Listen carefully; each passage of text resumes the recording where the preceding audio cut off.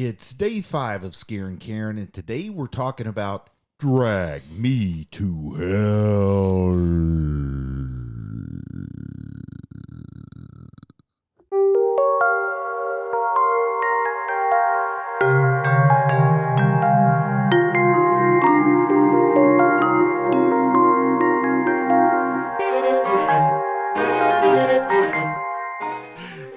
That's right. We're talking about Drag Me to Hell from 2009, directed by Sam Raimi, written by Sam and Ivan Raimi, and starring Alison Lohman, Justin Long, and the makeup effects are by Greg Nicotero.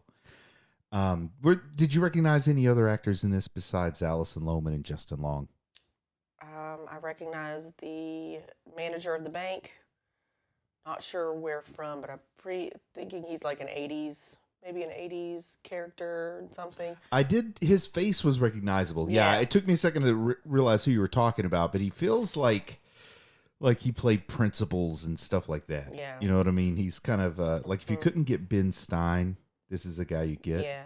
I also recognized the Asian guy, Stu. I didn't recognize him at all. He's been in some other stuff too. Or maybe I just recognize him from seeing this movie before, but I feel like I've seen him before.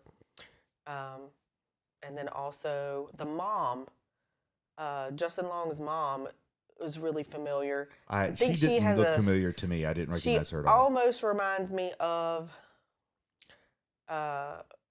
Brandon Walsh's mom from 90210. Okay. That's why I feel like she may be like a younger version of her. I don't know. They kind of look similar. But. Yeah, I haven't thought about Brandon and Brenda's mom in a long time either. That's a real flashback.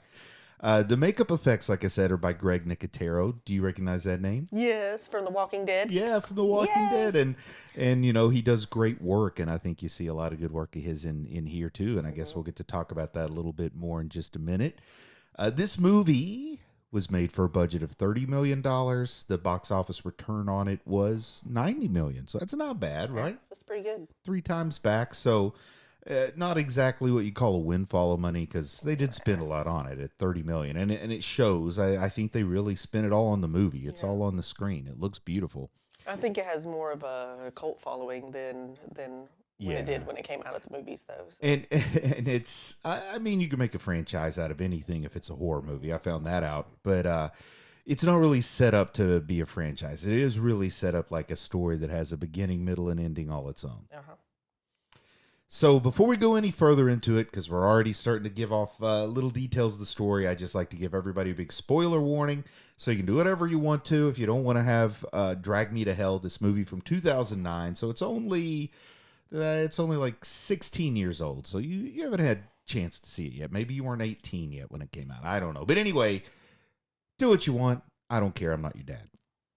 So here is the synopsis I came up with for this one, Karen. I want to see what you think about it. But I said that a banker refuses to extend a gypsy's loan and gets cursed. Perfect.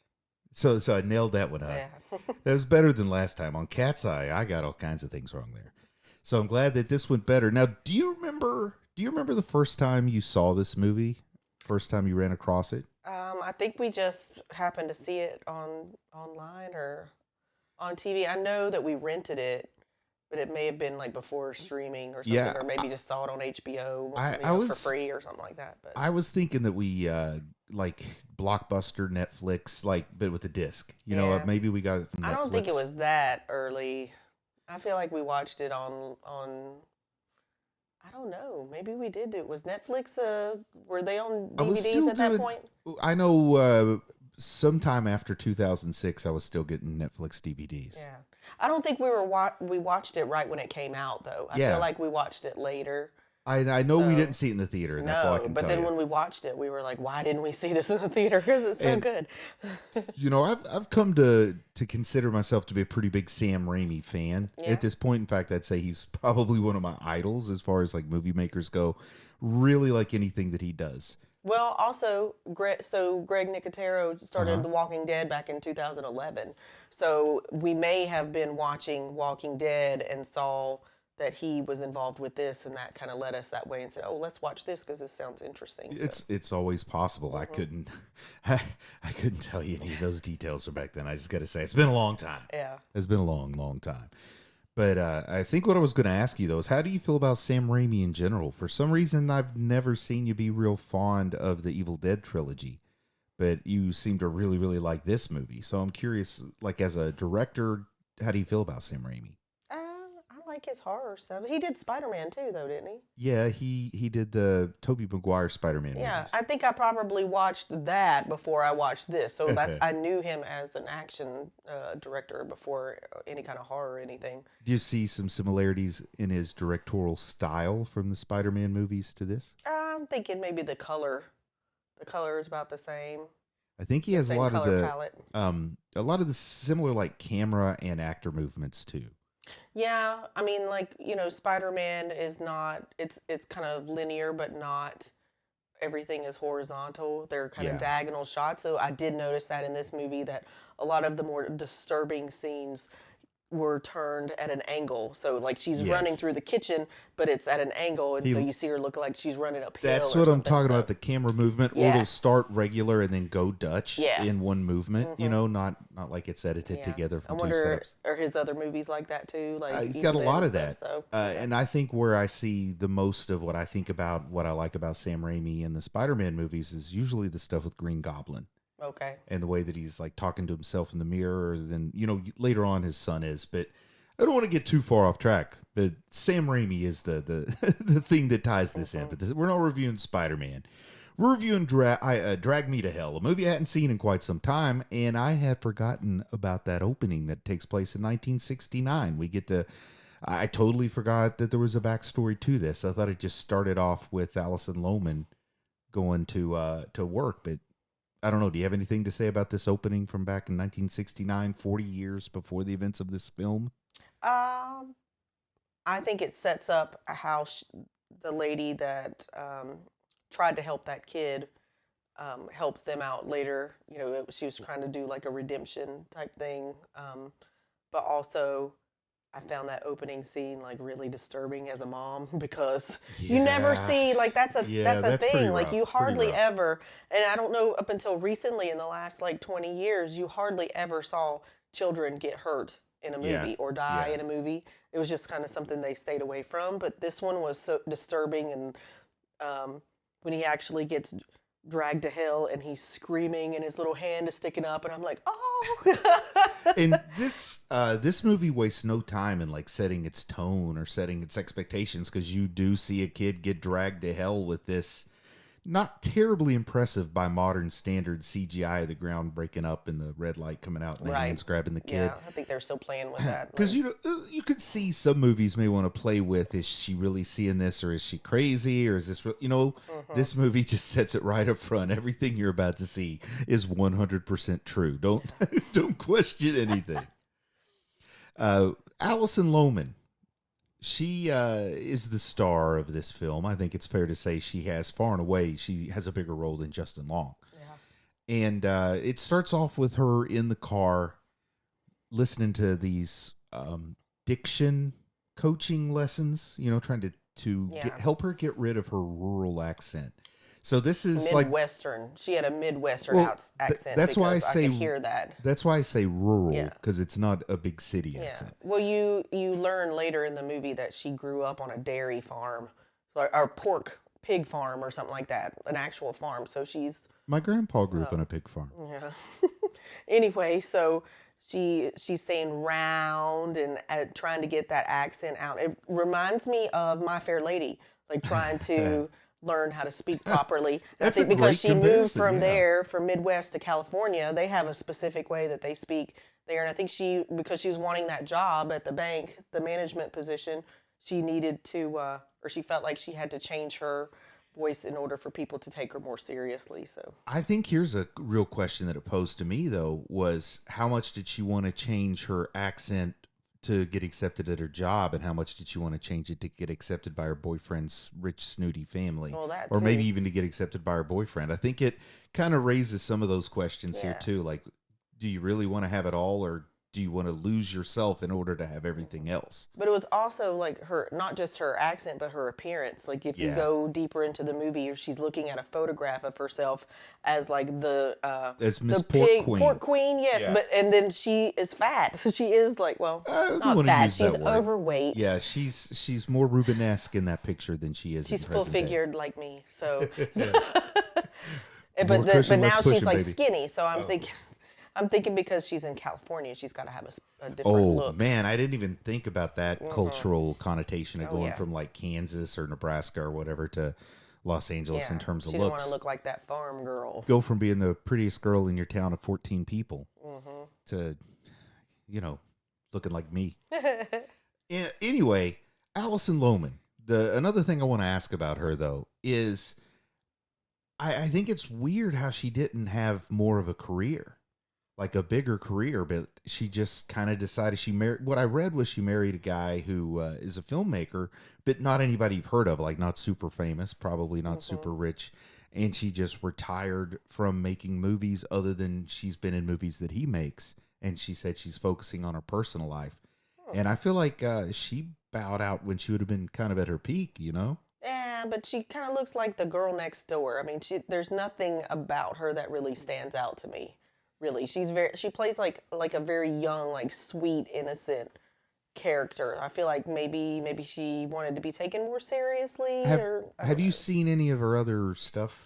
I don't know. What else has she been in? Well, what I think of is Matchstick Men with Nick Cage, where she plays they're like con artists, and she plays Nick Cage's daughter.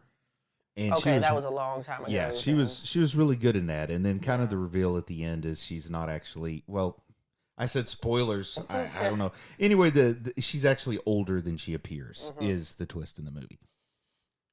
But is that the only thing? Like, was there anything else? There's more to it, but it didn't matter. But she just did a great job. She did a great job playing a person who's playing another person. Yeah. And then when I see her in this, I really like her here. And then I haven't really seen any of her other credits. And then they just all stopped and she got married, settled down, said Hollywood wasn't for her. So, well, I think this was probably like big time for her, this movie here. And then she just kind of like a one-hit wonder thing and didn't have to do anything else. You think she's still getting those fat drag me to hell checks? Oh, she may be. I mean, it's on HBO, so she may be getting some royalty checks every week. Oh, man. HBO is the way to go. This podcast brought to you by Max, where you go for HBO. Yeah. But do you have any thoughts about code switching? I mean, you're from the South. You've got a Southern accent. It kind of brought back memories of when I was about 18, 19 years old when I went to college, and I made a very conscious effort to lose my very rural Appalachian accent that I had at 18. Oh, absolutely. I remember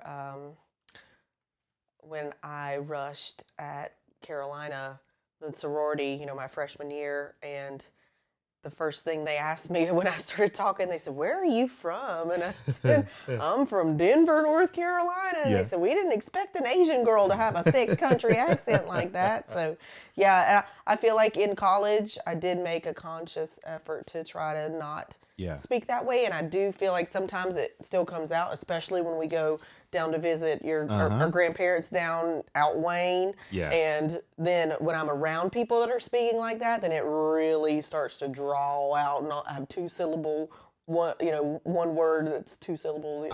I switched my code so much that now if I try to talk like I did when I was growing up, it just sounds really fake. I can't even forced. Yeah, I can't even do it for real anymore. But, you win some, you lose some. I don't know which way that came down. So this lady, and at first I was debating, do we say the word gypsy or not? But in that 1969 flashback, they just go ahead and say that the kid stole this necklace from gypsy. So the movie itself is using the term. So in order to discuss this movie, I'm going to use the term the movie uses. Yeah. And I do understand, gypsy's not an ethnicity really, it's a stereotype. But anyway, we're talking about a scary movie where people get dragged literally to hell. So give me some slack here.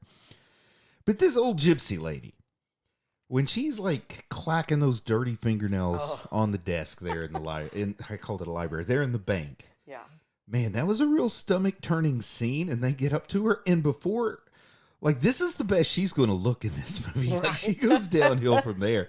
And I don't know. I think she looked better dead than she did alive. Like, her face looked not as wrinkly and as scary because it was plastic. Take away the curse. Take away the supernatural. Take everything away. That lady's just scary looking. Yeah, she was freaky looking. She reminds me of our dog with the bright blue eye, like the blind eye, I guess, and then the other one is like a regular eye.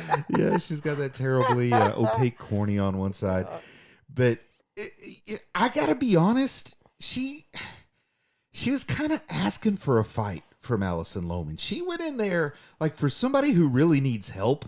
Yeah, she was kind of cranky and demanding. Well, I think she picked her, like she sat down, found the sweetest looking person that she could try to manipulate, and because she was young, really young looking, I think she did that on purpose. I think that's what I'm getting at is I think there's like a, typically in this kind of story, the lady who gives you the curse should have genuinely been wronged. Right.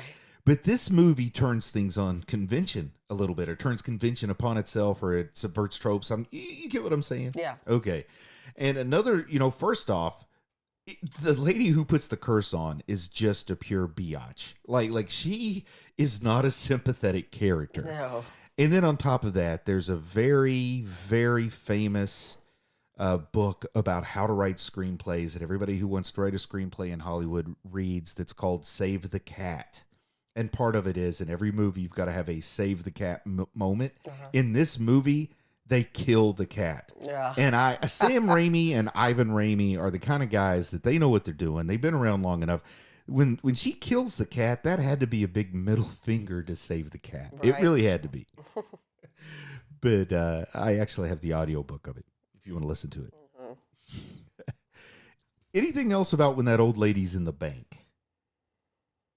The very first thing she does is she starts coughing. Yeah. And that nasty, the phlegm, it's like discolored and it comes out and it's dribbling off of her face and she's just like, oh, no. Yes. And then when Alison Lohman gets up and she goes to her manager to ask about the loan, and she's sitting there and she lays that handkerchief out. That disgusting dirty handkerchief. And then she starts pulling out her teeth.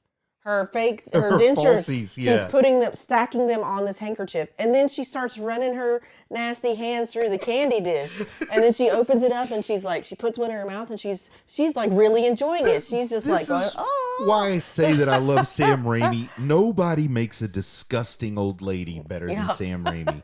And if you don't believe me, you've got to let me show you some more of his work, because he can do a disgusting old lady. Yeah. And if I didn't know better, I would think that it was his brother Ted that was under some kind of latex. But I checked the cast and it wasn't his brother.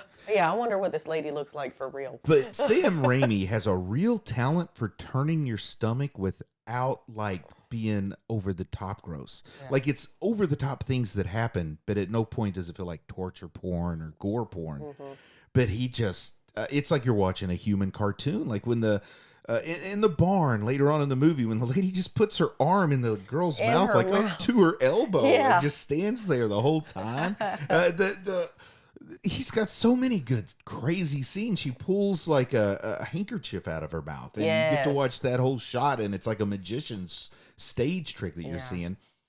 He got some shots that look so practical, where the fly is landing on her face, and then it goes into her mouth, goes up her nose, and comes out. I don't know how he did that, because some of that was real fly. I mean, don't you believe some of that looked like real fly? I think it's got to be CGI. You can't train flies, but I think that Sam Raimi maybe smeared some sugar water on her eyelid so the fly eat it up or something. It was CGI. It's too good to be CGI, because you saw what the CGI looked like in this with the flames and the cracks. Yeah, but this is a zoomed-in shot. I think he could have, he had more control over. It has less detail in this than it did. I don't want to let what might be the truth ruin this good story I built in my head of Sam Raimi spending $6 million training flies. Don't you think that makes for a better story? Yeah. So my favorite part of the movie has got to be that initial fight between Alison Lohman and the old lady in the parking garage. Yeah, that's one of my favorites too. I mean, I'm sure we could talk all day about it. What do you want to say about that fight in the parking garage? Because it is incredible action. And if you told me that some of the best action cinema you're ever going to see is between a half-dead old gypsy lady and Alison Lohman, I would think you were going crazy. But this is so good. Yes. That one really sticks with me. And you saw it coming. You didn't know exactly what was going to happen. And if you're watching it for the first time, but this old lady's going to appear somewhere. And then when they start fighting, and then she starts pulling their hair out, and then Allison grabs the stapler and just pops her in the face with it, and she goes, "Oh!" And then she gets a staple in her eye. Good. Like the special effects with everything that happens to this lady is just amazing. And this is where my favorite line. One of my favorite lines in a horror movie ever came from, and I quote this one quite a bit. She says, "I beat you, yo bitch." Her accent comes out there too. Yes. She didn't care about her diction then. Her country comes out. The giggle too, it kills me. Like she's like on the outside. The lady's on the outside of the car, and Allison realizes she's in the car, and she's like looking out the window, and she goes, "Ha, ha, ha," like it's this crazy laugh. And then she goes, "I beat you, yo bitch." Like I love that part. But she didn't. My favorite. Did you recognize Sam Raimi's car in the parking garage? Oh no. The old yellow car that has like the handkerchief flying out. Oh, is that his car? Yes, it's in every movie that he makes. It's wow. in the Spider-Man movies. Famously, it's what Bruce Campbell drives up to the cabin in the woods in the Evil Dead movies. So, yeah, but I think he calls it either the Beast or the Beauty. I can't remember. It's like Beauty and the Beast get twisted in my head, but I think it's called the Beast.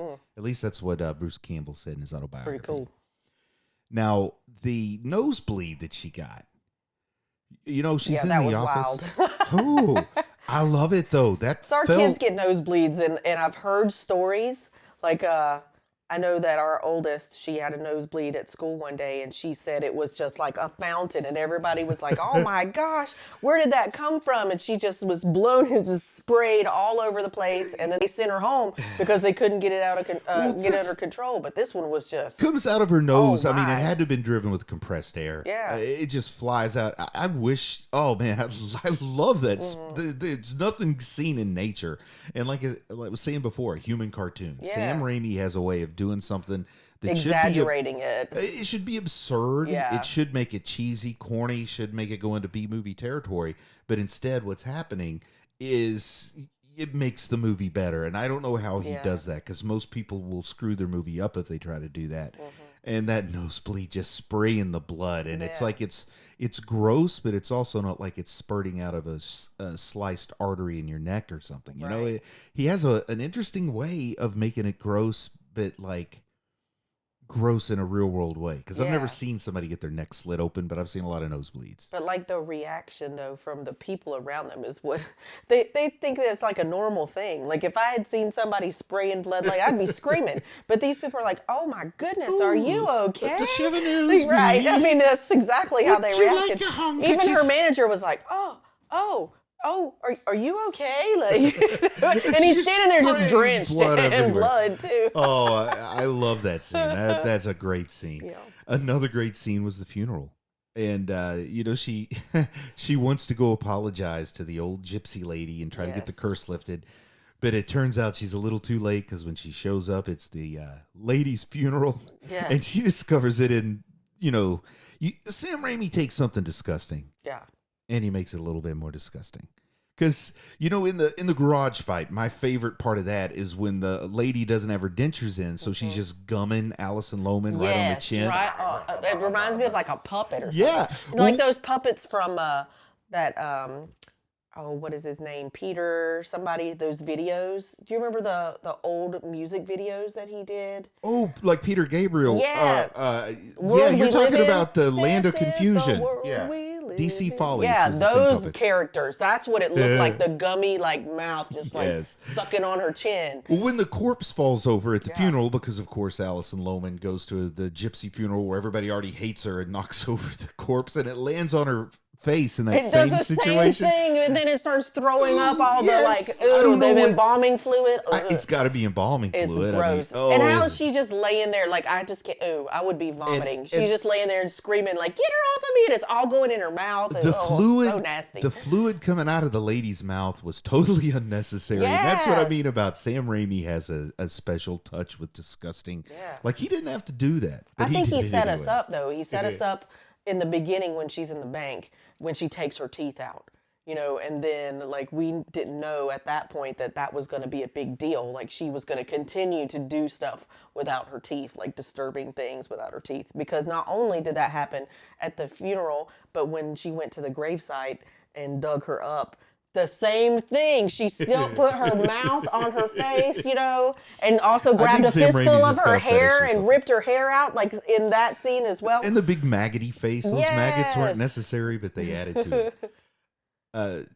So they've discovered that the way that she needs to break this curse, the way she's got to cure herself is that she needs to give away a button. Because what the gypsy had to do was steal something that belonged to her, curse it, and then return it. So she returned that button. Mm-hmm. The button was cursed. Alison Lohman, to get rid of the curse, has to get rid of the button. And they really set us up to think, I thought, and I've seen this before, and I had kind of forgotten the ending. I thought she was going to give it to Justin Long, because for a minute I started to think she was feeling like he was going to leave her because of how poorly things went at his parents' house. And I thought maybe she was just going to get rid of him.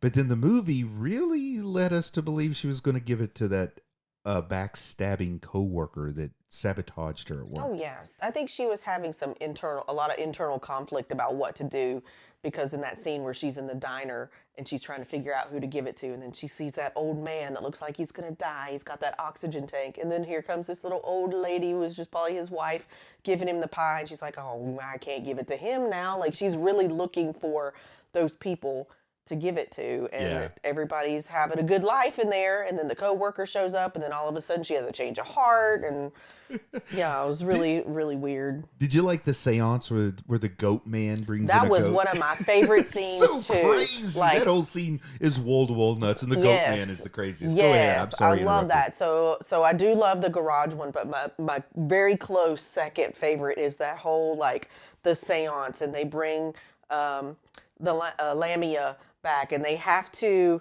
Lamia goes into the lady, and she's supposed to touch the goat so that it goes into the goat. They cut off the goat's head, and then the Lamia's gone. Well, everything goes wrong, but one of my favorite parts is when the Lamia goes in the goat. Yes, and the goat, like, starts talking and is all crazy and stuff.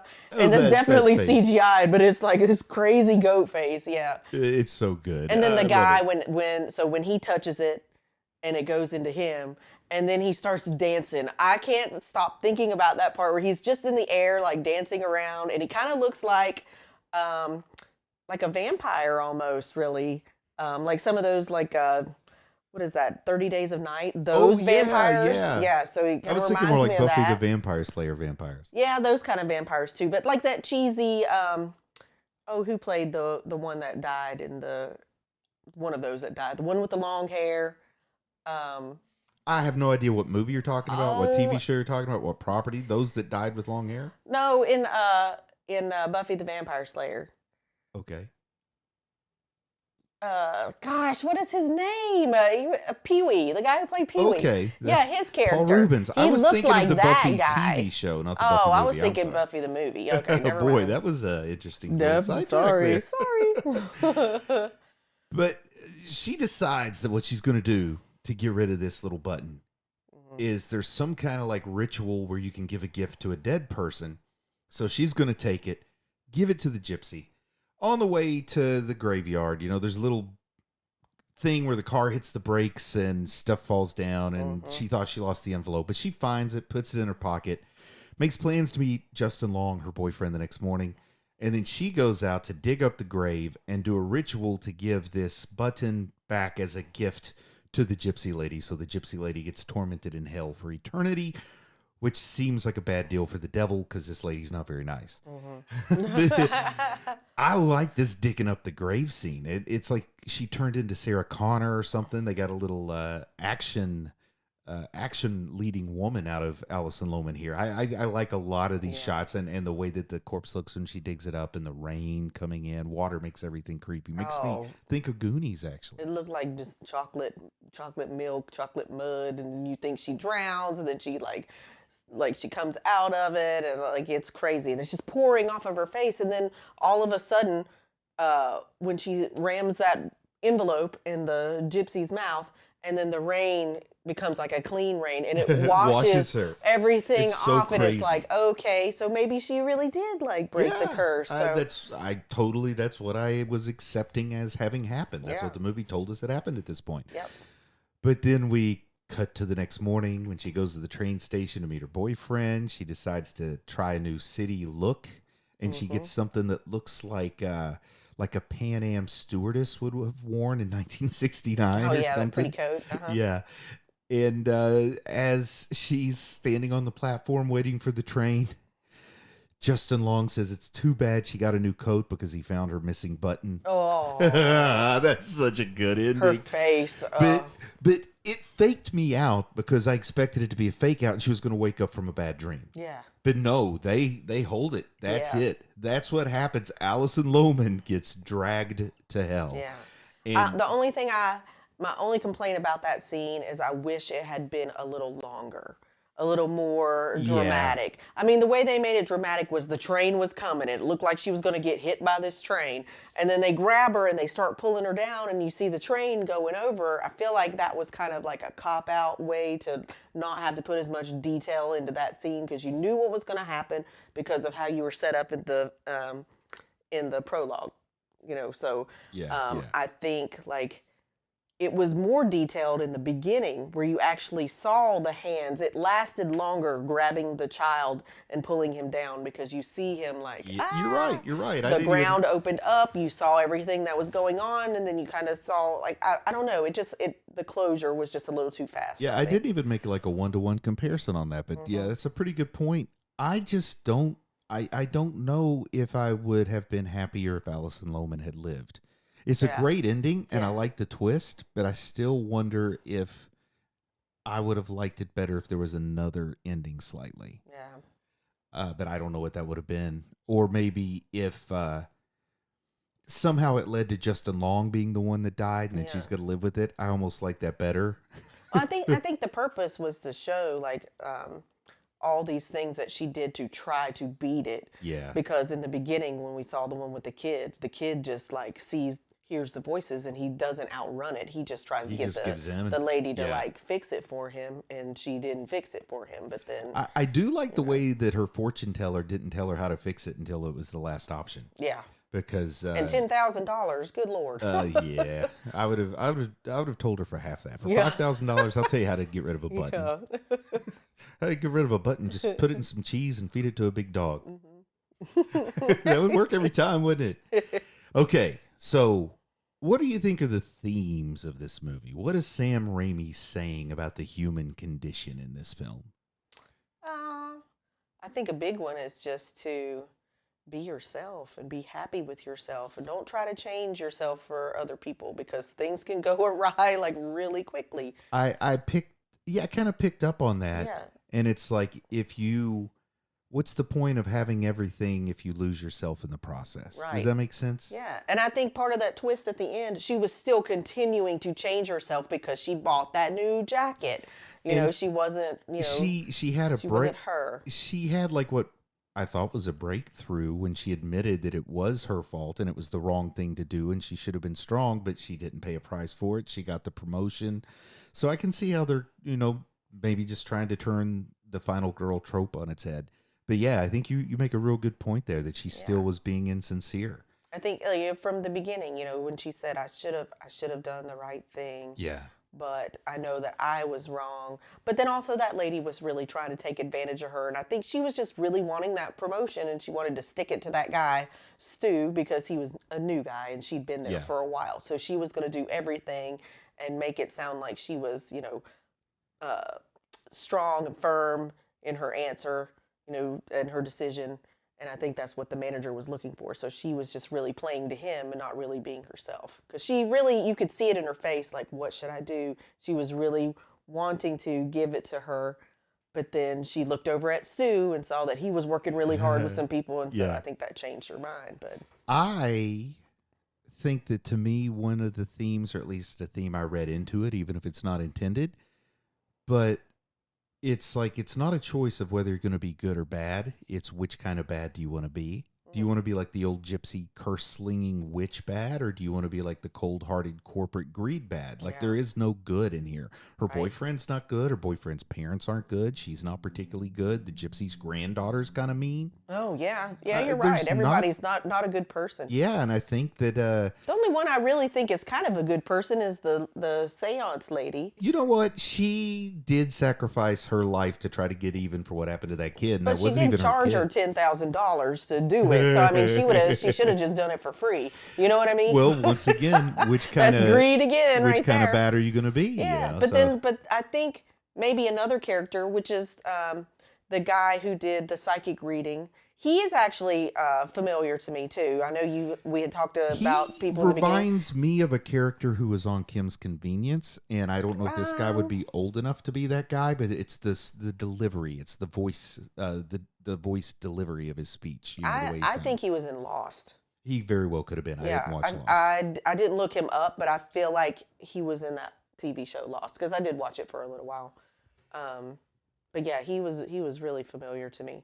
But I feel like he also was helping her out, and he wasn't getting any benefit from it either. You know, because he gave her the money back. He did. You know, when he told her that she had some kind of demon, you know, following her around. So, did you have a favorite kill in this movie? Once again, I remember 2 kills from 2 movies in a row, but this one had to have more kills in it. You know, there's a lot of crazy stuff going on. Yeah. I've got favorite attempted kills.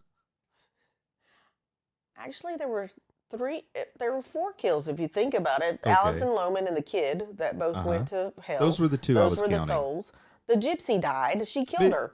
Oh, I thought she died of a heart attack or something. No, I thought Cancer. Allison Lohman killed her when she stuck that ruler in her mouth. Remember? But she I think she was fighting her. Allison Lohman thought she was still alive because she didn't know she was going to a funeral. Yeah. So I mean, she probably didn't know what went on, but I feel like she killed her. I mean, this lady, with her attitude, she probably throws down like that 3-4 days a week. So who knows who killed her? She might have had 4 fights after Allison Lohman before she died. And then the lady that did the seance, she had the heart attack and died. Yeah. So there were a couple of kills, but gosh, my favorite kill. I wouldn't say it was my favorite, but probably the most memorable one was probably the child. That one stuck with me, just because I'm a mom and I'm, you know. I think my favorite is it's an attempted kill because nobody died. But when the arm goes into the mouth and it's just so unrealistically deep into the, I love that whole thing. And when the fly tries to choke her to death, if Sam Raimi could pull off like a horror movie where people are scared of an actual fly-sized fly that just flies into mouths and chokes people. I like the eyeball in the cake too. That's pretty. Yeah. Well, she coughed up a fly at that point too. Remember, it came out of the harvest cake. Now, I think this is a loaded question when you're talking about Sam Raimi because Sam Raimi's kind of a king of shots. Like that's what he's all about. But did you have a favorite shot in this film? I don't think it was one singular shot, but I think my favorite part, the most artistic looking part in this was the handkerchief. So you knew that the gypsy was coming because of the handkerchief and just the way it floated and then the way it had a mind of its own and it would scream and laugh. It was like the gypsy had cursed the handkerchief or she was part of the handkerchief. And so as it floated along and it showed up at everything and then it plastered itself on the window and then it went into her mouth. Like I love all of the things that he did with that handkerchief. Yeah. My favorite's going to have to be something in the garage. I'm not entirely sure what, although I did really like the shot of the hand tapping and then it cuts up to the face really quickly and kind of jars you. That was another good one. But it's like trying to figure out your favorite chocolate chip in a whole box of chocolate chip cookies when you're trying to figure your favorite shot from a Sam Raimi film. But this guy just, he has creative shots, creative ideas, good camera movement and all that. Okay. Now is the time for the loaded question because this might be our first movie that can score high on both scales. We'll just have to see. Do you have a scare grade for Drag Me to Hell? On how scary it was? On how much it scared you. Oh, It didn't really scare me. It was more fun. I think as far as like scary. Have you never been turned down for a loan? Going to the bank scares me. Yes, I have all the time. Going to the bank is scary maybe not in for me. person, but Going to the bank frightens. no. I think like as far as a scary movie, I think the name gave it away, so you knew what was going to happen. I think, and because it was so supernatural and unrealistic, scary, I give it a C for scary because it's more fun. I don't think it was scary at all. Really, I thought it was pretty creepy. I thought it was one of those things that would make me worry about what goes bump in the night. The old lady was scary before she even died, you know? Yeah. Like even just that old lady walking around in your house would be kind of scary. Well, we've all seen people like that before. And I've been scared almost every time. So I'm going to give this one an A- for scary. This one creeps me out. I'm afraid of curses. I'm afraid of, you know, you never know what that person that you meet in the public might be a serial killer. And if you're in a job where you work with the public and people might remember you and might look up where you live and sneak in and kill you because they didn't like something that they imagined. You know, this kind of stuff scares me. Yeah. So even though the curse is sort of thinking about it a little too much. But it's scary. Yeah. All right. How about the pumpkin rating? I know it's going to do better than I'm definitely going to give it a 5. Straight up 5 pumpkins. Absolutely a C for scare factor because I think it's more fun and enjoyable and just like I laughed a lot. I wasn't like covering my eyes or anything, but like pumpkin rating, definitely a 5. I would recommend it to everybody. It's probably one of my top 5 favorite horror movies ever. I think I'm going to give it 4.5 pumpkins. There is at least one Sam Raimi film I like better than this, so I would have to save my 5 pumpkins for that one. But 4.5 is darn good, and I agree with you. I recommend this to anybody. If you like Sam Raimi and haven't seen this is like the most Sam Raimi film you've never seen if you haven't seen it, because it really feels it. If you don't like horror movies, I mean, I don't know if it really could be considered a horror movie technically. It might be more like thriller, suspenseful. It's got goats and I think even people who don't demons. like horror would really enjoy this one. Yeah. But I do want to say my favorite part, like artistically in this movie, was just the way they connected, like the very beginning with the opening credits. You know, a lot of people don't do that anymore. Yeah. But in the opening credits, the way they had the mist turn into the demons, and then the drawings of the demons, and then the mist turned into the names of who starred in the movie, and then all of the people involved with the movie. But then also throughout the movie, I feel like it gave this supernatural feel to it with like the Santa Ana winds. The wind played a big part in the creepy factor. And then also when the characters, their shadows, were just walking by, and you just saw their shadows, and every once in a while you might see a face or whatever. But I think as far as creepiness now, I might back it up on my scare grade and say, maybe I'll give it a B if I think about like the creepy like windows, you know. But the whole time I was thinking about how in the movie The Holiday with Jack Black and what is her name? Kate from Titanic, Kate Winslet, when she's in California, in Santa Barbara area, and the winds pick up, and he says something about how the Santa Ana winds are magical. They are like supernatural, and I think that really played into this whole thing with them being in California, the supernatural feel of it. But it was a feel-good thing in the Holiday, but it was more of a creepy factor. Yes, this, so. Sam Raimi's from Michigan, so he might not like those creepy California winds. All right, well that's it. We've wrapped up day 5 now. Let's see if we can make it to Halloween before one of us croaks while we're recording. I'm about to fall off my stool here. But until next time, make art, enjoy art. Don't give up. Do what you love what you do.